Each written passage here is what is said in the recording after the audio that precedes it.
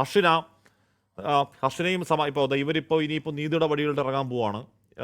എന്താണ് ചെയ്യാത്ത കുറ്റത്തിന് കൈ നഷ്ടപ്പെട്ട കുഞ്ഞിന് നീതി വേണം എന്ന ആവശ്യം അമ്മ ഉന്നയിക്കാൻ പോവാണ്.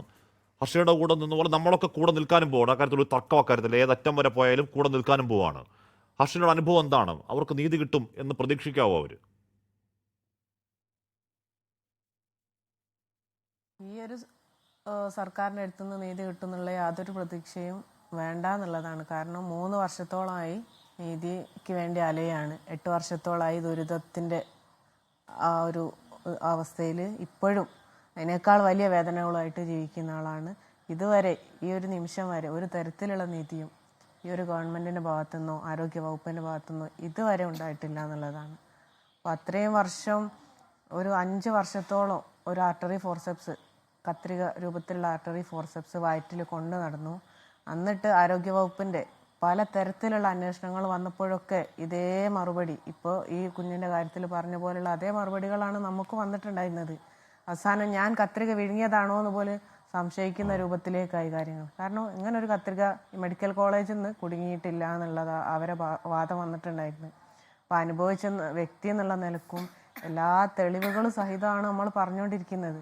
വലിയൊരു കത്രികയാണ്, ഒരു സൂചിയൊക്കെ ആണെങ്കിൽ എന്നോ കുടുങ്ങിപ്പോയതാണെങ്കിലും പറയായിരുന്നു. ഇത്രയും വലിയൊരു കത്രിക കുടുങ്ങിയത് 5 വർഷം ഞാൻ അറിഞ്ഞില്ല, കത്രികയാണ് എന്നുള്ള അറിഞ്ഞില്ല എന്നല്ലാണ്ട് അതിൻ്റെ എല്ലാ അവസ്ഥകളും അറിഞ്ഞ ആളോടാണ് പറയുന്നത് ഇത് ഇവിടുന്ന് ഇങ്ങനെ ഒരു കത്രിക നഷ്ടപ്പെട്ടിട്ടില്ല, പിന്നെ എവിടുന്ന് വന്നു, അതിന് അവർക്കൊരു ഉത്തരമില്ല.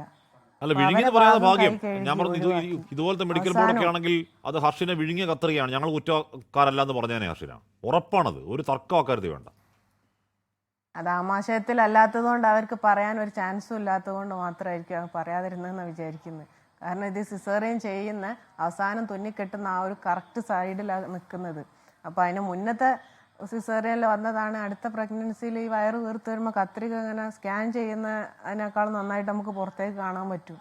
അപ്പോൾ അതൊക്കെ ചെറിയ കുട്ടികൾക്ക് പോലും മനസ്സിലാവുന്ന അങ്ങനത്തെ രൂപത്തിലുള്ള വാദങ്ങളെ പോലും അവർ പറയുന്നത് മുന്നത്തെ 3ാമത്തെ സിസേറിയനിലാണ് സംഭവിച്ചത്. അപ്പോൾ 2ലോ 1ലോ ആവാം. അപ്പോൾ അങ്ങനെയുള്ള ഒരു മനുഷ്യന് നട്ടാൽ മുളയ്ക്കാത്ത നോണമെന്ന് പറയില്ല, അങ്ങനത്തെ രൂപത്തിലുള്ള കളവ് പറഞ്ഞിട്ടാണ് ഇവരെ സംരക്ഷിച്ചുകൊണ്ടിരിക്കുന്നത്. അപ്പോൾ ഇത്രയും വലിയൊരു പിഴ വന്നിട്ട് പോലും യാതൊരു നടപടിയും 3 വർഷം കഴിഞ്ഞു.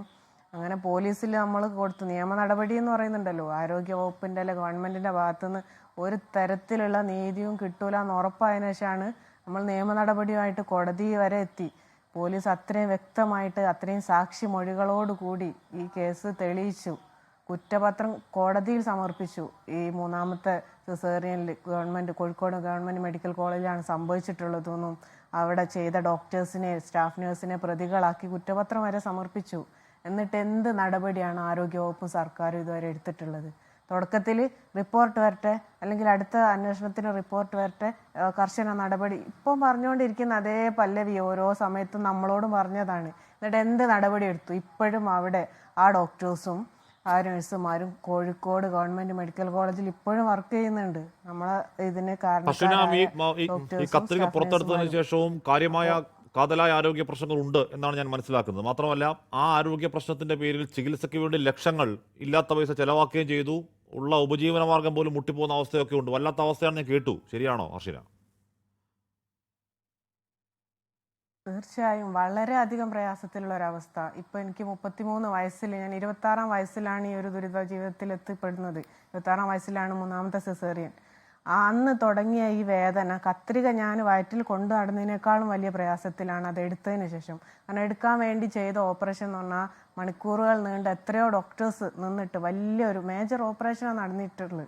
അപ്പോൾ ആ ഒരു ഓപ്പറേഷൻ കഴിഞ്ഞിട്ട് ഡോക്ടേഴ്സ് പോലും പറഞ്ഞ് ഇത്രയും വലിയൊരു കത്രികയായി 5 വർഷം ജീവിച്ച നീ ജീവനോടെ ഇപ്പം നിൽക്കുന്ന എന്തോ ദൈവഭാഗ്യം ഒന്നുകൊണ്ട് മാത്രമാണെന്നാണ്. അപ്പം അത്രയും മരണത്തിൻ്റെ വക്കിന്ന് രക്ഷപ്പെട്ട ഞാൻ വീണ്ടും ആ ഒരു പ്രത്യേക സ്ഥലത്ത് തന്നെ ഭയങ്കരമായ വേദനയും, അവിടെ ഒരു ഗ്രോത്ത്, ഹെർണിയേഷൻ പോലെ ഒരു ഗ്രോത്ത് വന്ന് കഴിഞ്ഞ മെയിൽ പിന്നെ വീണ്ടും സെയിം സ്ഥലത്ത് ഒരു സർജറിയും കൂടി ചെയ്തിട്ട് അതൊരു ഹെർണിയേഷൻ പോലത്തെ ഗ്രോത്ത് ഇനി വരാൻ ചാൻസ് ഉണ്ട് എന്നാണ്. അവിടെ ഒരു മെഷ് ഇട്ടിട്ട് സ്റ്റിച്ച് ചെയ്ത് വെച്ചിട്ടുണ്ട് ഉള്ളിലിപ്പോൾ.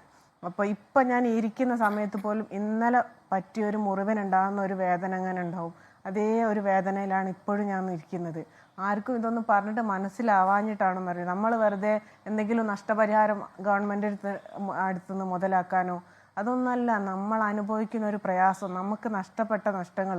ഞങ്ങൾ അത്യാവശ്യം ആരെ ആശ്രയിക്കാതെ ജീവിച്ചു പോയിക്കൊണ്ടിരുന്നതാണ്. ഒക്കെ ഒരുപാട് തവണ പറഞ്ഞു കഴിഞ്ഞതാണ്, എന്നാലും പറയാണ്. ഹസ്ബൻഡ് ഞങ്ങൾ കൊല്ലത്തൊരു വലിയ കുഴപ്പമില്ലാതെ ഒരു ഫർണിച്ചർ ബിസിനസ്സിൻ്റെ ഒരു ഇതിലൊക്കെ നിന്നുകൊണ്ട് നിൽക്കുന്ന ഒരു സമയത്താണ് ഈ ഒരു വിഷയം വരുന്നതും ഞാൻ തളർന്ന് പോകുന്നതും. അവിടെയുള്ള ഹോസ്പിറ്റലുകളിൽ, കൊല്ലത്ത് പ്രൈവറ്റ് ഹോസ്പിറ്റലാണ് കാണിച്ചുകൊണ്ടിരുന്നത്. ഒരുപാട് പൈസ ചിലവാക്കിയാണ് നമ്മളിതിന് ഒരു 4-5 വർഷത്തോളം ഇതിൻ്റെ പുറകിൽ നടന്ന അവസാനമാണ് ഇത് കണ്ടെത്തുന്നത്. അതിനുശേഷമാണ് ഇത് എടുത്തിട്ട് ഇപ്പോഴും അത്രയും അവസ്ഥയാണ് ആരോഗ്യപരമായിട്ട് എനിക്കുള്ളത്. ഇപ്പോൾ ഹോസ്പിറ്റലിൽ പോകണമെങ്കിൽ പോലും സത്യം പറഞ്ഞാൽ മെഡിക്കൽ കോളേജിലേക്ക് പോകാനുള്ള യാതൊരു ധൈര്യം എനിക്കില്ല. അതുകൊണ്ട് തന്നെ പ്രൈവറ്റ് ഹോസ്പിറ്റലിനെ തന്നെ ആശ്രയിക്കേണ്ട ഒരു അവസ്ഥയിലാണ്. മെഡിക്കൽ കോളേജ് മോശമാണോ എന്നോ അങ്ങനൊന്നല്ല പറഞ്ഞു, കിട്ടാത്തൊരിടം ആയതുകൊണ്ട്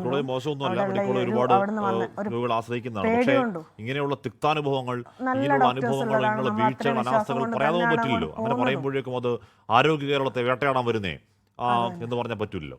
ലോകത്തെവിടെയായാലും ഏത് സമയത്തും 24 വാർത്തകളും ഓഗ്മെന്റഡ് റിയാലിറ്റി പാക്കേജുകളും എക്സ്പ്ലെയിനറുകളും വിശദമായി കാണാൻ ഞങ്ങളുടെ യൂട്യൂബ് ചാനൽ നിങ്ങൾക്ക് സബ്സ്ക്രൈബ് ചെയ്യാം.